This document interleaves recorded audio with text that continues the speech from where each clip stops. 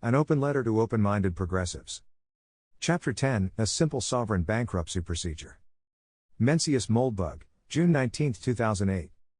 Dear open-minded progressive, as we reach Chapter 10 it is time for some administrivia. First, we are switching to Roman numerals. At least past 10, they are just classier.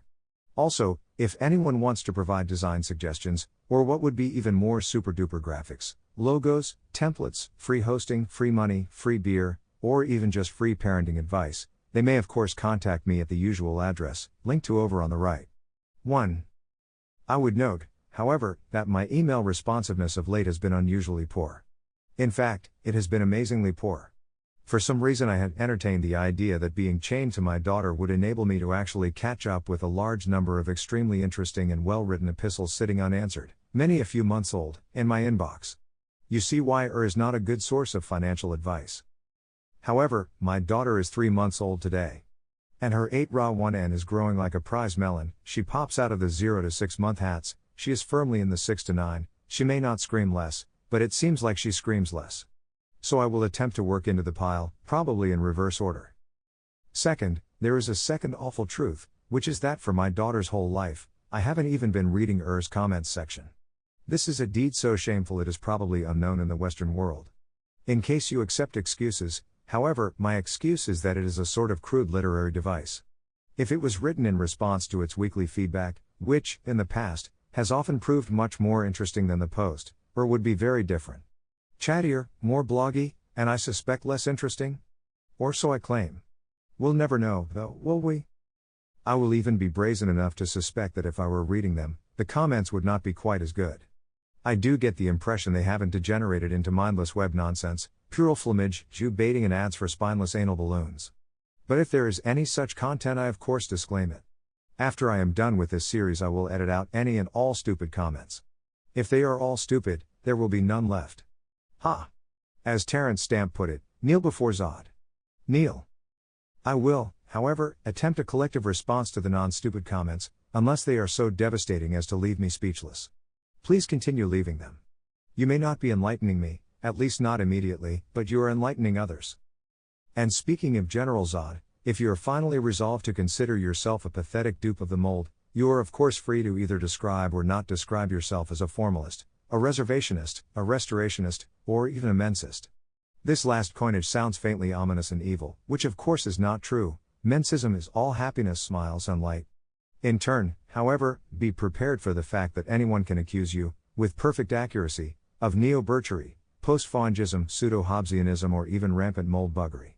To paraphrase Barack Obama, if you don't have a knife, don't start a knife fight.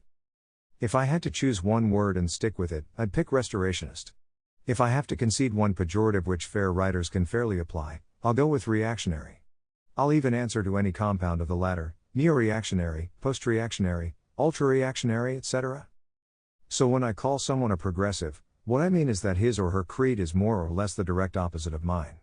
Of course, we both believe that the sky is blue, apple pie is delicious, and Hitler was evil. And since we are both polite, mature, and open-minded people, we can converse despite our disagreements.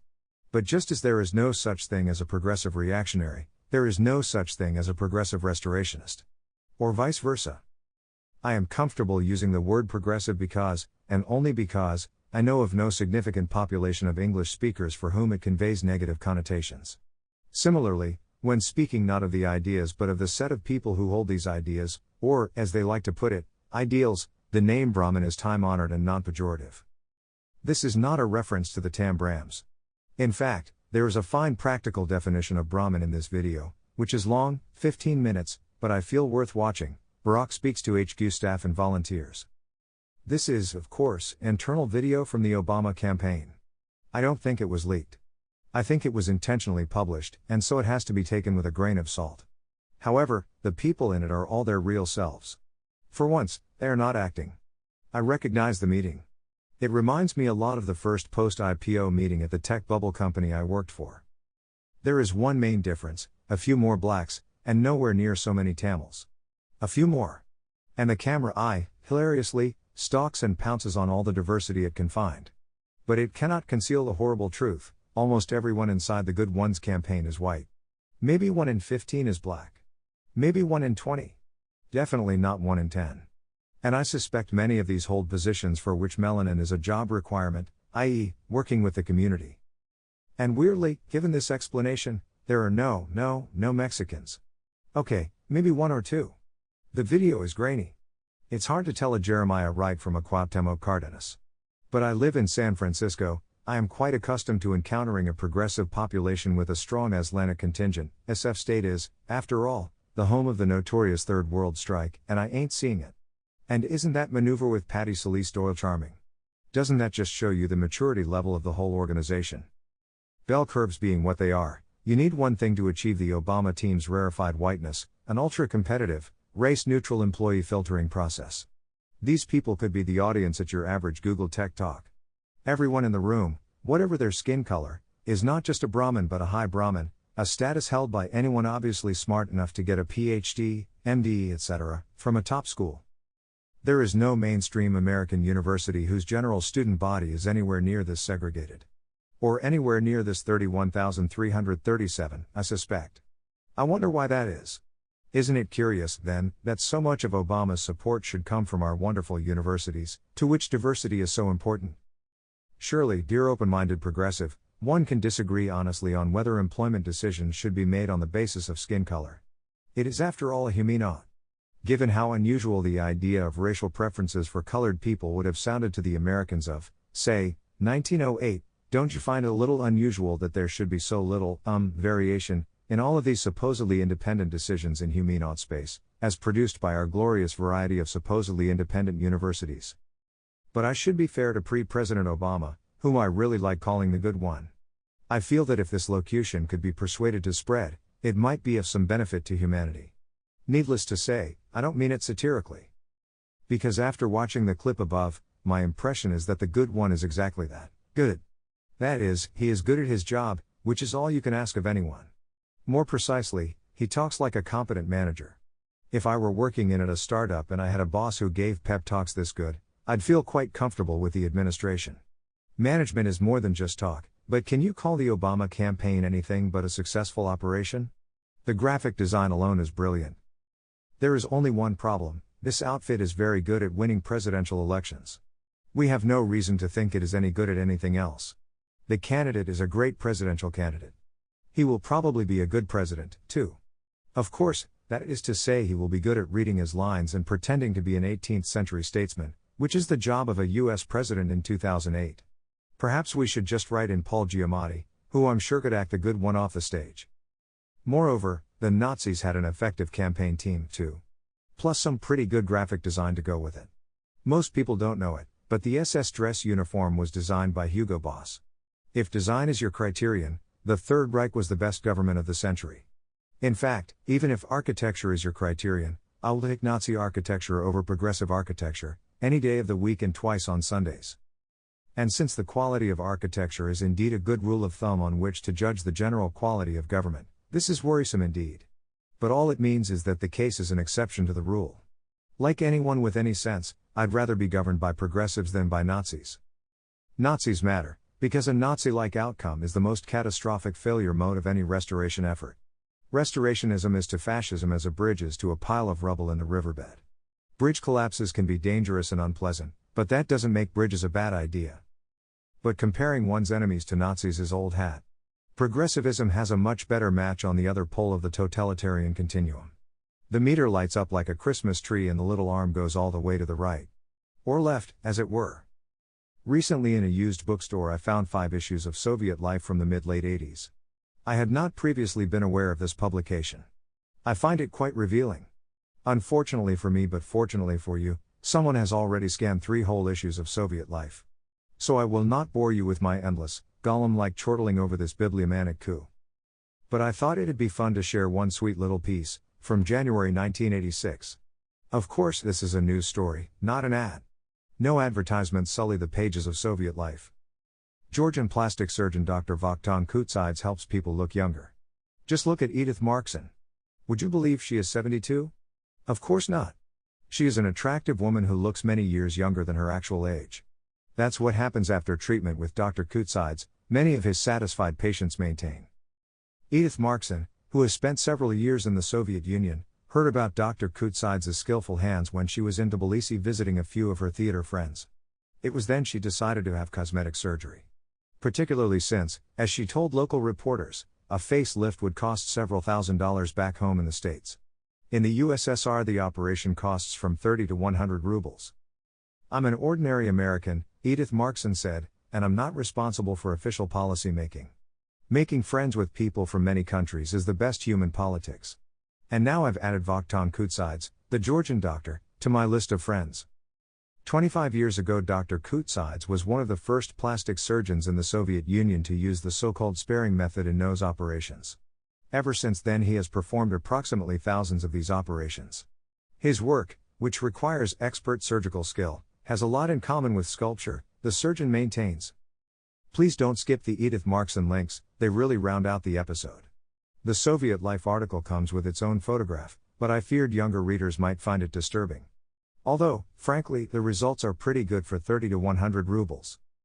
Then, for maximum disorienting effect, skip directly to this Times story which appeared on Tuesday. Do you notice any resemblance? Any at all?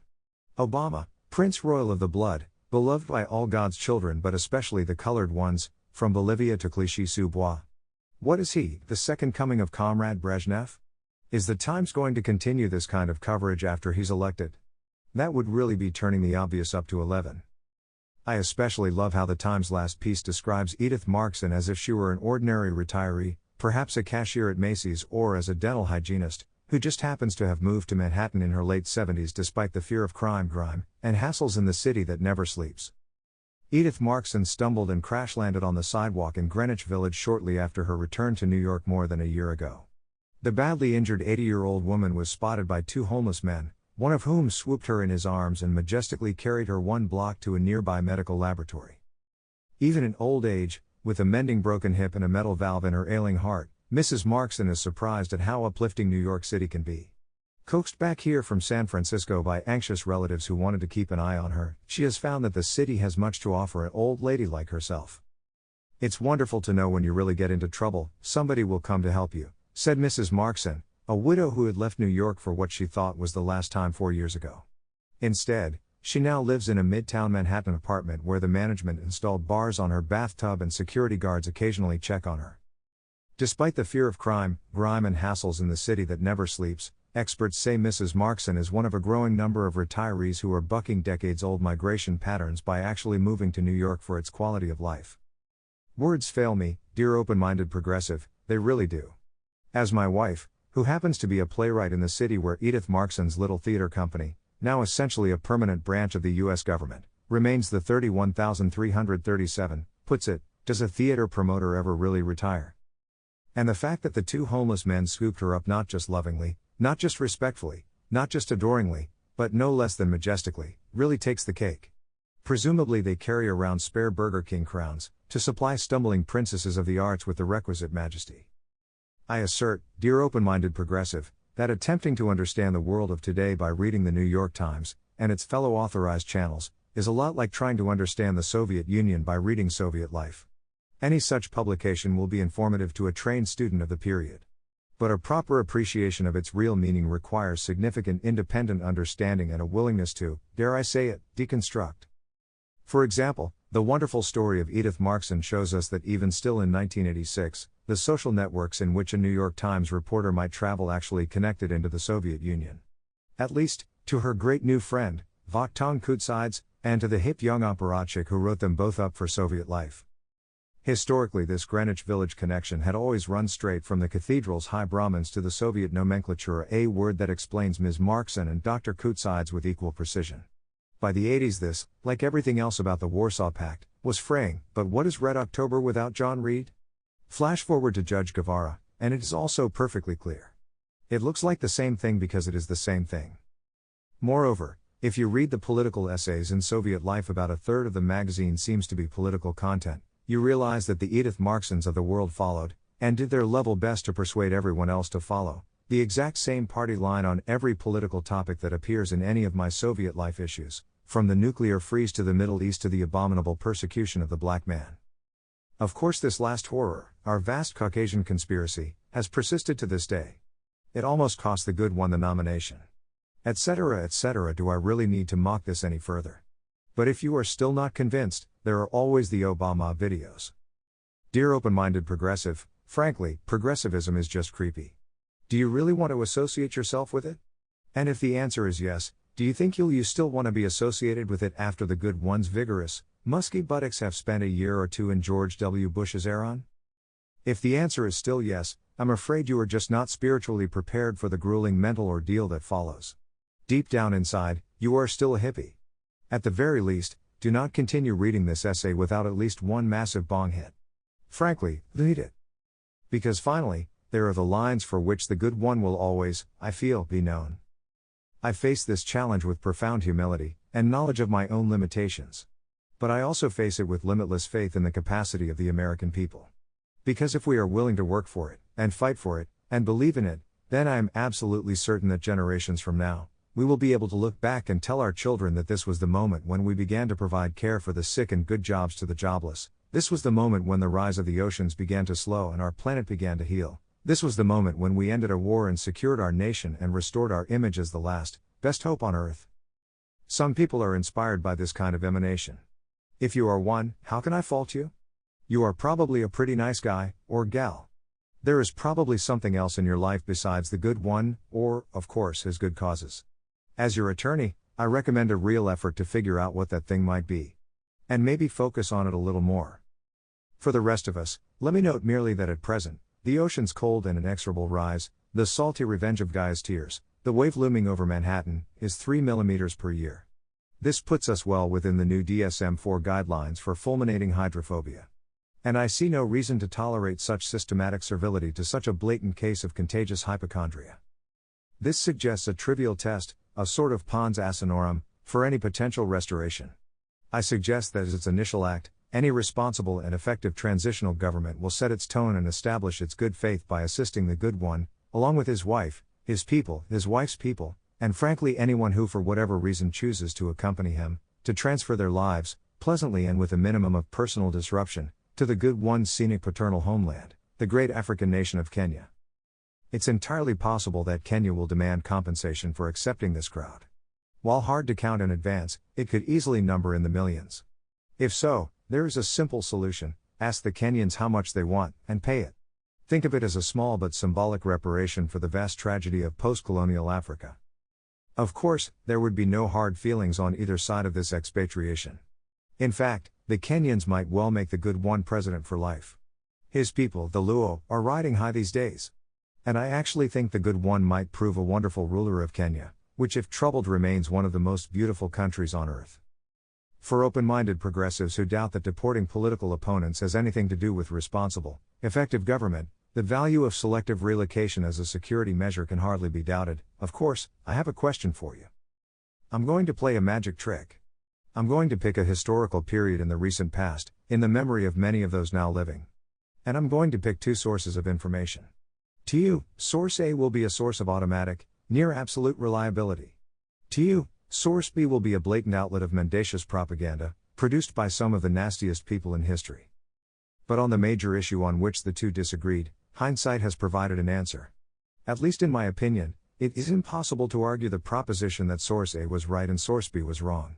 And it is trivial to argue the converse. To even debate the issue is a sign of complete detachment from reality.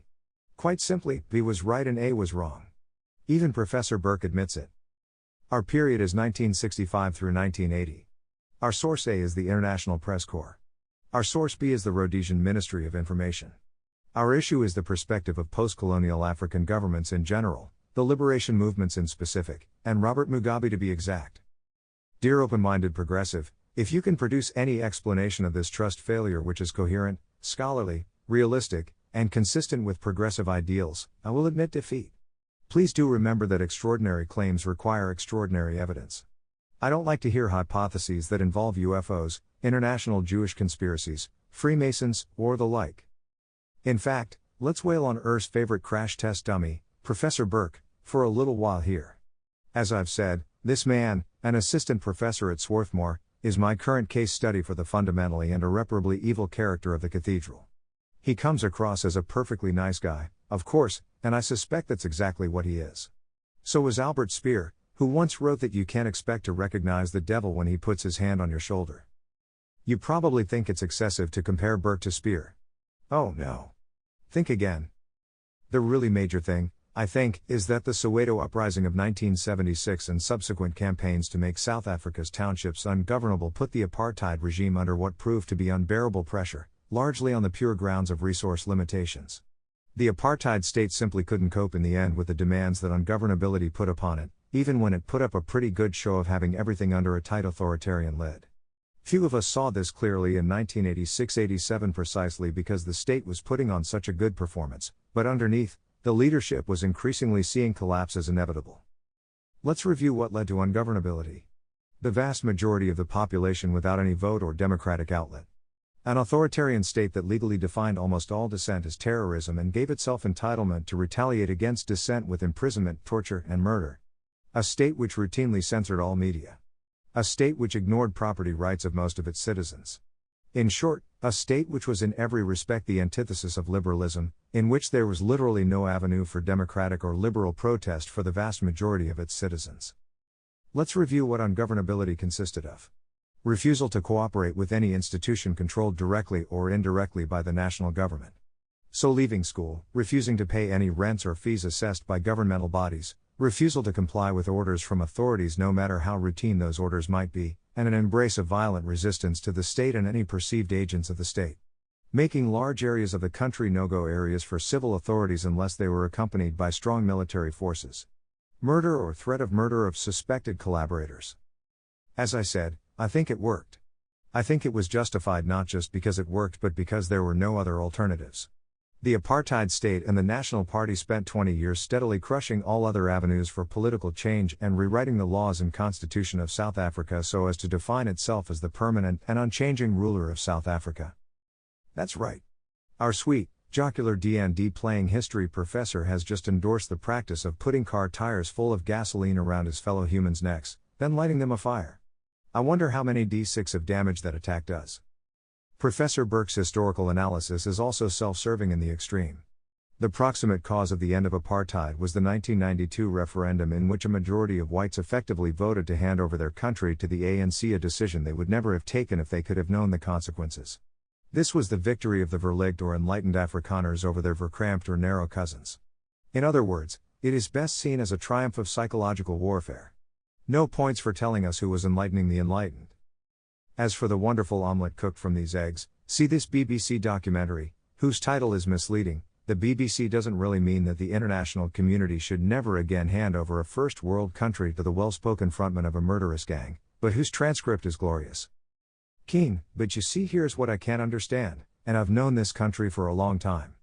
It's just the ease with which people kill nowadays. Youth, yeah. Keen, how did that happen? Youth, when I get up, I can go to town or I can took your car.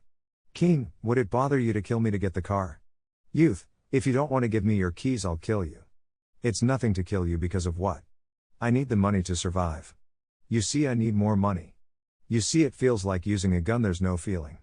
There's no feeling. It's just yourself, you're the big boss. You got a gun, no one will tell you shit or F you. No one can tell you F you.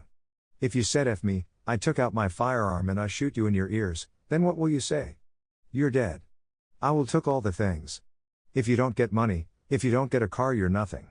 Keen, do you think that the life that you're living and the way that you're carrying on is what Mandela? Youth, but. Keen, no, but hang on a second, is this what Mandela spent 27 years in jail for, so you could go around killing people? Youths, no. No. Keen, so why do you still do it? Youth, because we want money. Listen to me, because it's money. I have to rob this thing now.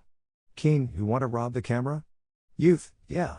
Keen, you could do that if you wanted, I know you could do that, but it wouldn't achieve any purpose. You might have money for a day and it's just brought trouble on you. When they suggested stealing the camera, we decided to leave. Crime is being fueled by another legacy of apartheid, poverty. There is democracy, free speech and economic growth. But real wealth is in the hands of the few. Even though millions more now access electricity and water, 2 million new homes have been built and there are grants for the poorest of the poor, the growing economy hasn't delivered jobs. Official figures say 25% are out of work, though many economists estimate it could be as high as 40%. Millions of South Africans still live in squatter camps. Sunday afternoon in Soweto. How many of you live in this shed? Woman 4. Keen, what do you feel about the life you have here? Woman, translated, life here isn't good. We've no electricity and so we have to use paraffin which makes the children sick. Keen, do you ever think your life is going to get better, Joseph? Joseph, maybe my life would change if the Nationalist Party came back, not the ANC. Keen, I don't believe you, come on, it was a white government that put you down, that treated you terribly. You can't really believe that. Joseph, but in terms of work they didn't oppress us. We didn't struggle for work then. Keen, now do I really think that he is serious about wanting a white government back? I don't think so. Not back to the days of forced removals and passbooks and all of that. But I'll tell you what it does do, when you listen to somebody expressing that kind of anger and frustration, you really get a sense of how the ANC, the people at the top, the elite, have drifted away from their core constituency, the people of the squatter camps, South Africa's dispossessed. The ANC has indeed drifted away from its core constituency. But that constituency has nothing to do with Joseph or youth. It consists of Fergal Keen and Timothy Burke. And of course, a few others like them. Unlike Albert Speer, all these individuals are replaceable. What we're seeing here is a power structure which has lost its connection to reality. Its rulers consider it the most ethical and responsible system of government in human history. In fact, it is morally and intellectually bankrupt. There is no simple procedure for moral and intellectual restructuring. However, this system of government is not just morally and intellectually bankrupt. It is also financially bankrupt. This is a disaster, of course, but it gives us a concrete way to think about fixing all three of these problems at once. A restoration is a regime change procedure designed to safely and effectively reverse the damage which progressivism has inflicted on civilization, acting under the principles of good government that prevailed in theory, if not always in practice, in the late classical or Victorian period, and producing a new era in which secure, responsible and effective government is as easy to take for granted as tap water you can drink, electricity that is always on, or a search engine that returns porn only if you searched for porn. A good way to define a restoration is to model it as a sovereign bankruptcy. Since a government is just a corporation, albeit one whose rights are protected not by any higher authority but by its own military force, it is subject to the same inexorable laws of accounting. More specifically, a restoration is a sovereign bankruptcy with restructuring. There are always three options in a bankruptcy: restructuring, liquidation, and acquisition. While it can be interesting to wonder what the People's Liberation Army would do with West Oakland, in general restructuring is the only practical option at the sovereign level. In any restructuring, a restoration delivers temporary control to a bankruptcy receiver. The receiver's goal is to render the company both solvent and profitable. Solvency is achieved by converting debt to equity, diluting existing equity holders and treating equal commitments equitably. Profitability is achieved by optimizing corporate operations as the receiver sees fit. In a sovereign bankruptcy, there is one extra quirk. At least in today's real world, the corporation which we are restructuring does not think of itself as a mere corporation. It doesn't even think of itself as a sovereign corporation. It thinks of itself as a mystical pact which echoes across the centuries from generation to generation, bonding human souls across time, space, language, gender and race. So we can expect its accounting to be a little funky. But accounting still is accounting. And not rocket science. Let's start by taking a closer look at the general principles of restructuring. First, restructuring starts with an enterprise which is in some way financially broken. Most commonly, it has defaulted on its debts. Sovereign corporations, however, have another failure mode, which is especially hairy and which we'll discuss in a moment. Second, restructuring assumes an enterprise which is intrinsically profitable. In the sovereign case, this is almost automatic. An asset which cannot produce profits is worthless by definition, and no real country is worthless. Invite people to reside there, tax them, profit. Third, restructuring produces an enterprise which is unlikely to renege on its commitments. In other words, it creates a new allocation of the future profits of the restructured enterprise. Typically these profits are inherently uncertain, so a common result of restructuring is a company with all equity and no debt. An equity instrument is one that pays some percentage of a completely unpredictable profit. While we do not know the magnitude of the restructured corporation's future profits, we can still divide them into formal shares. These shares are distributed among beneficiaries, who receive their dividends. Shares are typically allocated according to the commitments made by the bankrupt enterprise. Fourth, there is no requirement that the bankruptcy receiver preserve any policies, assets, divisions, brands, or employees of the old company. He or she has full operational authority, as of course is normal in the productive economy. Of course, the receiver must be responsible to some board, regulator, or other supervisory agent. In a sovereign context, it is probably appropriate to capitalize the title, the receiver. The goal of the receiver is to convert the bankrupt government into one that produces maximum dividends for its beneficiaries, who may be internal or external. A restoration plan should give the receiver a set of goals and a timeframe, and let her do the rest. One way to imagine the receiver's job is to imagine her endowed with a mythical symbol of power, the wand of Fnargle. Within the country it controls, the wand turns its holder into a sort of superhero. He can strike down anything or anyone with a bolt of fire, and he is invulnerable to all attacks. However, the wand has a serious downside: it is disposable. After 2 years, it crumbles away to nothing. Therefore, the receiver has 2 years in which she holds full sovereign power. At the end of this period, she should leave a secure, responsible, and effective government which can sustain its sovereignty without recourse to magical instruments. While there is no wand of Fnargle, its powers are clear, and can be reproduced albeit imperfectly by more mundane technologies. Sovereignty is a very well-defined concept. Thus it is a legitimate question to ask anyone what he or she would do, if appointed receiver and handed the wand. For some distance, let's assume we are restructuring the country of Albonia. At present, Albonia uses its own fiat currency, it has no formal distribution of benefits or clear ownership structure, its decision-making procedures are Byzantine, opaque, and mutable, it is plagued by internal violence, it exercises significant power outside its own borders, and its decisions are often affected by external aggression. After restructuring, Albonia will be on a metallic standard. All its financial commitments will be formal. It will be, as America's first Chief Justice liked to put it, governed by those who own it. Its owners will establish precise and immutable decision-making structures. They will eliminate systematic internal violence, and they will neither tolerate external interference nor interfere themselves. Our policy in regard to Europe, which was adopted at an early stage of the wars which have so long agitated that quarter of the globe, nevertheless remains the same, which is, not to interfere in the internal concerns of any of its powers, to consider the government de facto as the legitimate government for us, to cultivate friendly relations with it, and to preserve those relations by a frank, firm, and manly policy, meeting, in all instances, the just claims of every power, submitting to injuries from none. Any restructuring must start with the currency. Albonia's debts are denominated in its own fiat currency, so it cannot never default. Does that mean it's not bankrupt? No, that means it is sovereign. Bankruptcy is any state of indefensible accounting. The Albonian currency is, of course, the grubnik. What is a grubnik? It is certainly not a note certifying that the issuer holds, or will deliver on demand, a specified quantity of anything. Once upon a time, believe it or not, this was considered rather tacky. The dollar, like so many of the world's greatest, inspires at first sight interest, but hardly affection. From a casual study of the monetary controversy now raging in this country, I had been led to expect that the dollar was a gold dollar, and that Mr. Bryan wanted to turn it into silver. It cannot be too widely known that the dollar as he is spent is neither gold nor silver, he is a piece of paper. Not only so, but often a very worn and dirty piece of paper at that.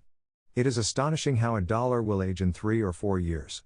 True, the paper reflects the greatest credit on its inventor, it never tears, though perhaps this is because no strong man ever really tries to tear it, still, it is but a piece of paper after all. It bears on its weather-beaten face an inscription to the effect that there has been deposited in the Treasury of the United States 1 silver dollar, which will be paid to the bearer on demand. Others of the breed merely assert that the United States of America will pay $1, without specifying its material. The mysterious philanthropist who deposited the silver dollar apparently prefers to remain anonymous, while where or how you cash it is left equally dark. It must certainly be somewhere in Washington, whence the United States of America date their promise, but the American eagle is too old a bird to give any more precise address. The dollar, so far as my experience goes, is always illustrated, usually with a vignette photograph of some eminent citizen or other, occasionally also with scenes from the life of Columbus or some other appropriate subject. This gives an aesthetic as well as a commercial interest to the dollar, which cannot be too highly prized. Its nominal value is 4s. 2d. What we see in Mr. Stephen Snarky reporting, from 1898, is a currency in the middle of the transition from old-fashioned warehouse receipt to our modern, up-to-date Federal Reserve note or grubnik. From the accounting perspective, what is a grubnik? The answer is simple. It is not a receipt, because it does not denote title to some stored object. It is not debt, because it does not denote an obligation that is cancelled by some delivery. Therefore, it can only be equity. A grubnik, in other words, is a share. It is a fraction of some great total right. We do not know exactly what it is a share in, because we do not know what rights you would control if you had all the grubniks in the world. If you manage to buy up all the Federal Reserve notes in the world, do you own the Federal Reserve? If you get your hands on all the grubniks, are you the sole and undisputed owner of Elbonia? These questions are without meaning. In other words, we can define fiat currency as dubious equity. Owning a grubnik is like owning a share in UKAS. If you own all the shares of UKAS, you own a lawsuit against the Russian government. What is this worth? It's up to the Russian government. At present the answer appears to be nothing, but Putin might always change his mind. What we do know is that every dollar is equal to every other dollar. Every $5 bill has the same value, whether in dollars or gold or crude oil, as 5 $1 bills. Note that exactly the same is true for grubniks, UKAS shares, etc., whatever they may be worth, more accurately exchangeable for, they are amenable to mathematics. Thus, if there are $1 trillion in the world, and we accept the dubious assumption that if you own all the dollars you own the Federal Reserve, each dollar is a right to 1/1,000,000th of the Federal Reserve. Perhaps this is obvious, but it implies some corollaries. 1. Creating new dollars does not affect the value of the Federal Reserve, however we choose to measure that value. Nor does it affect the value of Elbonia, UKAS, or any other right. It is common or garden variety stock dilution. Dilution is often more convenient than transferring shares from old owners to new owners, but the principle is the same. If there exists $1 trillion and we print 10 billion new ones and give them to X, the effect is just as if we replaced each dollars held by anyone but X with 99 cents, added up the spare cents and gave them to X. Now we can see just how screwy the accounting system of Elbonia is. Imagine a company which chooses to denominate its accounting in its own stock. Say Google valued its assets, such as its buildings, in Google shares. Its debt would be promises to pay Google shares. If it paid dividends, each share might spawn 0.05 new shares. This would be truly perverse accounting. But it would not be as perverse as a system in which Google ran its numbers in terms of shares in an internal tracking stock which represented a subsidiary whose assets and liabilities were not defined at all. That's fiat currency for you. To restructure this bizarre financial teratoma, we need to A. Fix the number of grubniks in the world, and B. Define the rights divided among all grubnik holders. B is easy, we convert grubniks into proper Elbonian equity. In a liquid market, Elbo shares can be converted to gold, crude oil, Hummel figurines, or any other commodity. The only question is, if you start with fraction X of all the grubniks, what fraction of all the Elbo shares do you end up with? Let's say, quite arbitrarily, that a third of the equity in Elbo will go to present grubnik holders. A is more interesting. Why don't we know how many grubniks there are in the world? Isn't each one numbered? Indeed, each one is numbered. But the Elbonian Reserve has the power to create more grubniks, and it always uses this power when it has to. Thus, when Elbonia promises you a grubnik, that promise is worth exactly as much as a grubnik, because there is no reason for Elbonia to break its promise. But there is also no constraint on Elbonia's ability to promise more grubniks than it has actually created. Thus we have two kinds of grubniks, actual grubniks, and virtual grubniks. If Elbonia is anything like America, the latter vastly outnumber the former. For example, when you deposit $1 in a bank, you do not own $1. You own a promise of $1 from the bank. The bank is not the Federal Reserve, but via the FDIC the Federal Reserve insures your bank. The FDIC owns very few dollars, certainly not enough to protect all the banks in the world. But the Fed can print as many dollars as it likes. So your dollar deposit, because it is backed by a chain that ends in a virtual promise from the Fed, is risk-free. A treasury bond is risk-free for the same reason. Uncle Sam is implicitly backed by Uncle Sam's own printing press. Thus, the bond is equivalent to a specialized kind of dollar bill, one that says not valid until a certain date, the date when the bond matures. In the world of equity, this is what we call restricted stock. Only a market can tell you how many grubniks a restricted grubnik will trade for, but a restricted grubnik is still a grubnik. Obviously, this is a financial Rube Goldberg machine. It can only be understood historically. Fortunately, there is a simple way to get the virtual grubniks under control. 1. Find all the assets, such as bank deposits, whose price in grubniks is protected by Elbonia's power to print new grubniks. 2. Print the grubniks, and buy the assets for their formal price. 3. Fix the number of grubniks outstanding. 4. Convert grubniks to Elbo shares, as desired. 5. Sell the assets you nationalized, exchanging them for whatever monetary commodity your new accounting system uses. Let's say it's gold. Doing this right will involve creating a lot of grubnicks. The best way to rationalize this is to understand that these grubnicks already exist. They just exist informally, and we need to formalize them. At present, for example, the US owes about $10 trillion in debt, in a world that contains less than 1 trillion actual dollars. Unless you are accustomed to the presence of virtual dollars, these numbers simply make no sense. In the uneducated folk economics by which policymakers make their rule of thumb decisions today, this is held to be inflationary. The general assumption, made more on the basis of sympathetic magic than anything else, is that more grubnicks means higher prices. But this is not true when we replace virtual grubnicks with real grubnicks, because the change is portfolio neutral. Your loan of 1,000 grubnicks to the bank is replaced by 1,000 actual grubnicks. Thus, you have no more or less money, thus your spending patterns do not change, and thus if everyone is affected in the same way there is no effect on market prices. The receiver has thus gained an important power. In order to make the transition as smooth as possible, she can declare any obligation of Elbonia, formal or informal, to be a debt which is denominated in grubnicks and guaranteed by virtual grubnicks. Elbonia will then acquire that debt, since it is after all guaranteed, paying out in freshly printed grubnicks. Rampant equity dilution is a very, very normal practice in any restructuring. Suppose, for example, Elbonia has guaranteed lifetime medical care to all its residents. To the receiver, this is an obligation like any other, even if it is not a formal obligation in the same sense as paying off a bond. Elbonia, at least in her unrestructured state, is too ramshackle a barge to make any useful distinction between formal and informal debts. Therefore, Elbonia can shed this politically complex and nasty obligation by calculating the cost of an equivalent insurance policy for each resident, assuming the resident has such a policy, and buying it back with fresh grubnicks. If the resident wants to use those grubnicks to buy medical insurance, by definition she can afford it. Or she can spend them on beer and heroin. It's up to her. The whole conversion is a Pareto optimization.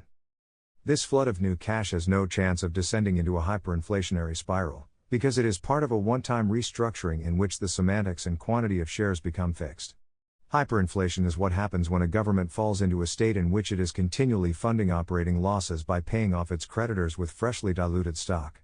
In the financial markets, the same effect is produced by a toxic convertible.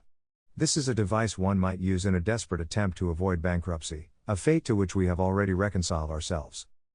To prevent fluctuations in grubnick purchasing power, the receiver can also create restricted grubnicks with a not valid until date.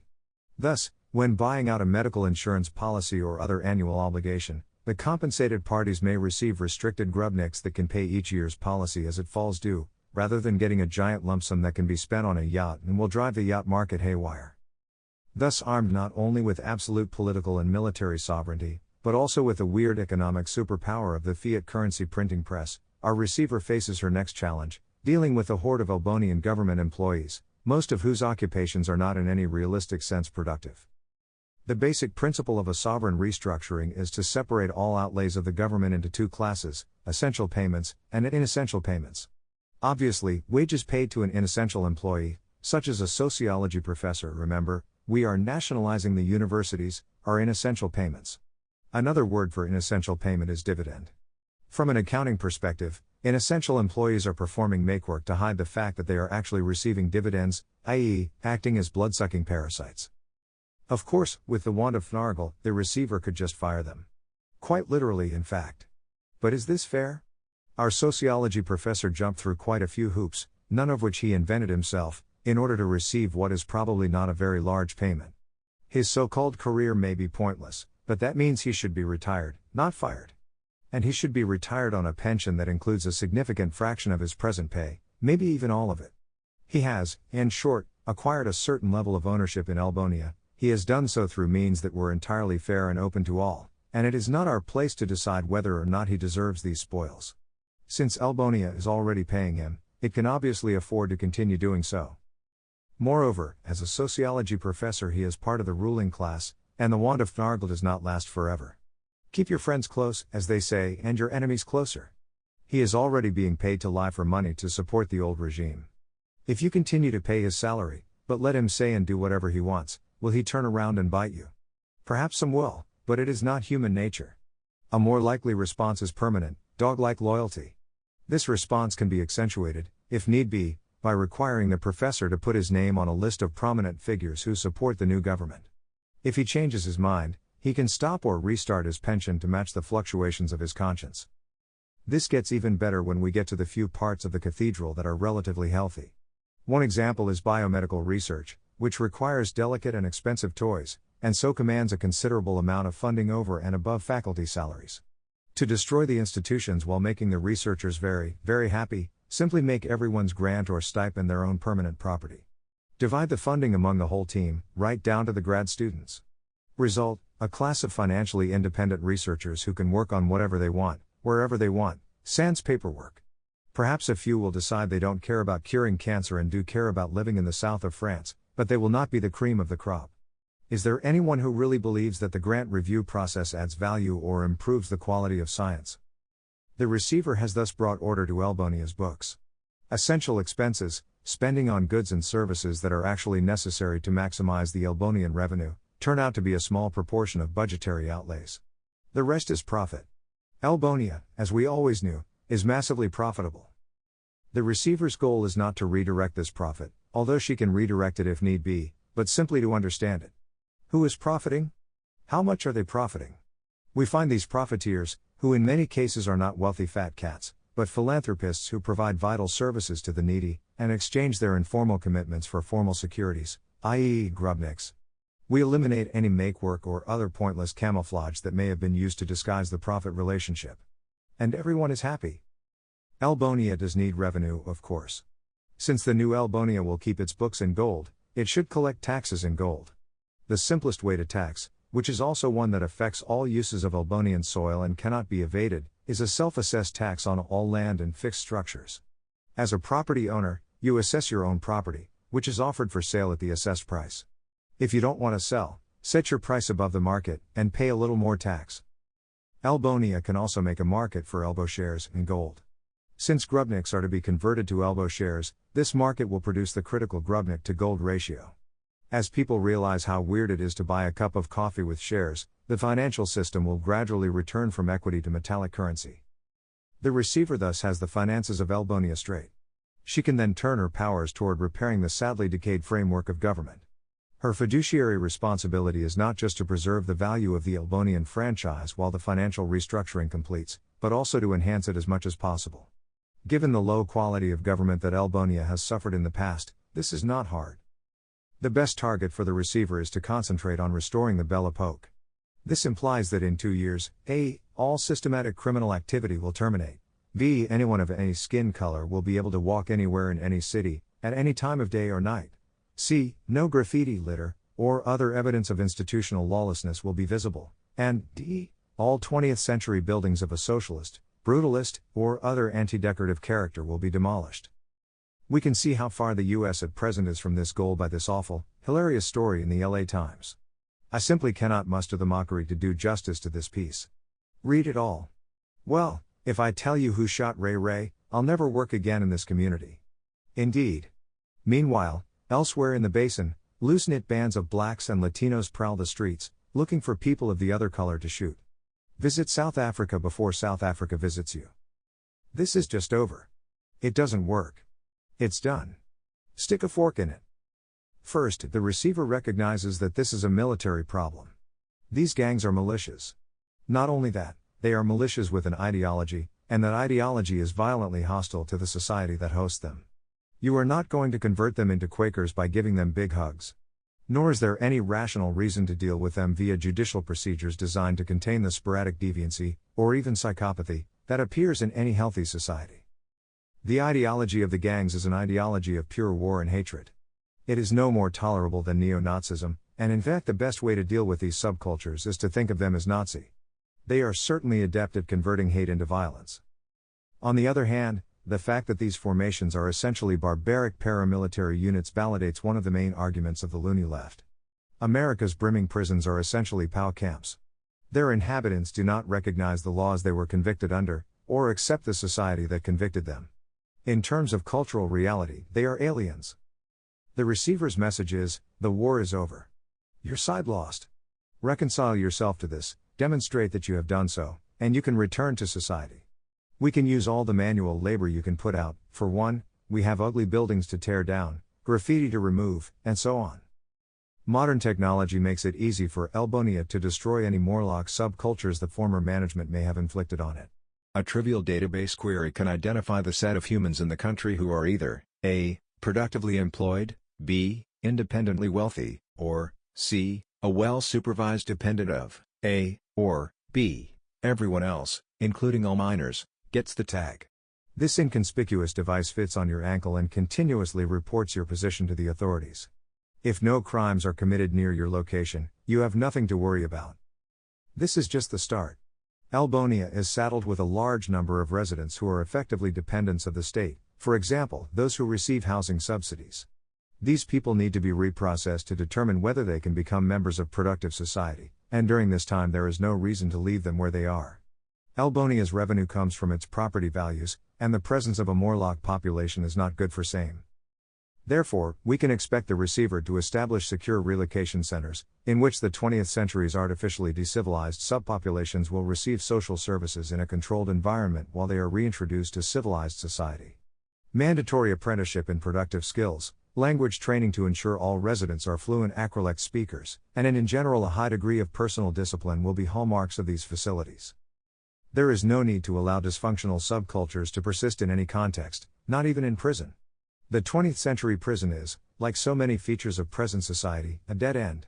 Modern technology can realize the ideal of many 19th century penological reformers, universal solitary confinement. In the 19th century, solitary confinement drove prisoners insane. In the 21st, adequate social interaction can be delivered electronically. Individual cells with virtual reality consoles are not a recipe for insanity.